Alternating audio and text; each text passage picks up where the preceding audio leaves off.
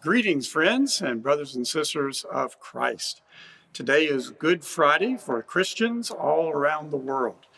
And it's Good Friday because this is the day in which Christ died on the cross for the forgiveness of sins. That's why it's called a Good Friday. It was 4 weeks ago today that we first heard the news that we were going to have to distance ourselves socially. The president, the governor, the bishop, all were sending messages to us that we could no longer gather in church worship services. At the time I heard the news, I thought surely this will be over by the time Holy Week gets here, and we will have our glorious celebrations throughout Holy Week and Easter Sunday. But alas, that is not what has happened. In fact, not only have we had to distance ourselves, but we've had to isolate ourselves and shelter in place or shelter in our homes.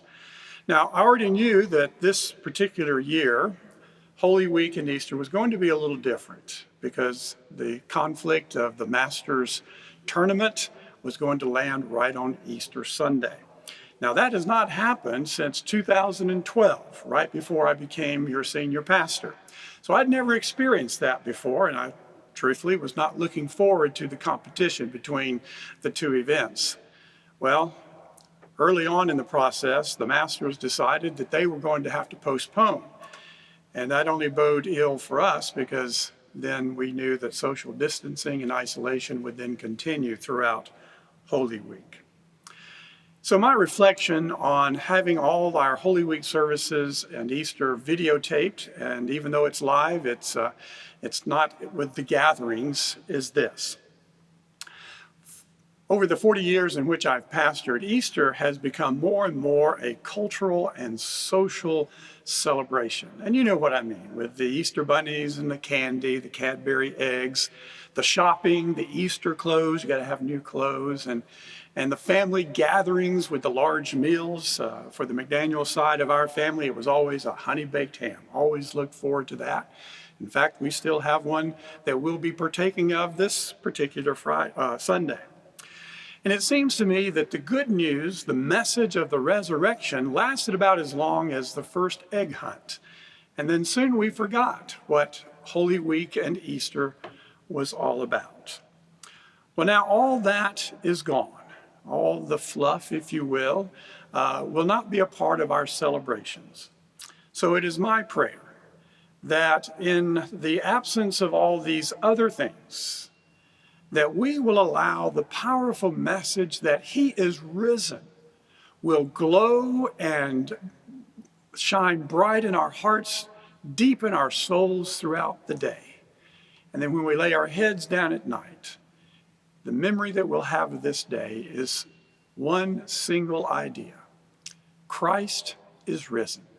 He is risen indeed. I hope you'll join us this Sunday. You can join us at 11 o'clock on NBC local stations, where we will have worship from the sanctuary. You can also watch that live streamed on our YouTube channel, or you can watch it later in the week as it's a rerun. You can also watch our celebration of Three on the Hill, Easter celebration, on their live stream on their Facebook, as well as their new YouTube channel. They will start at 9:45, and of course you can watch it later on as it will be videoed.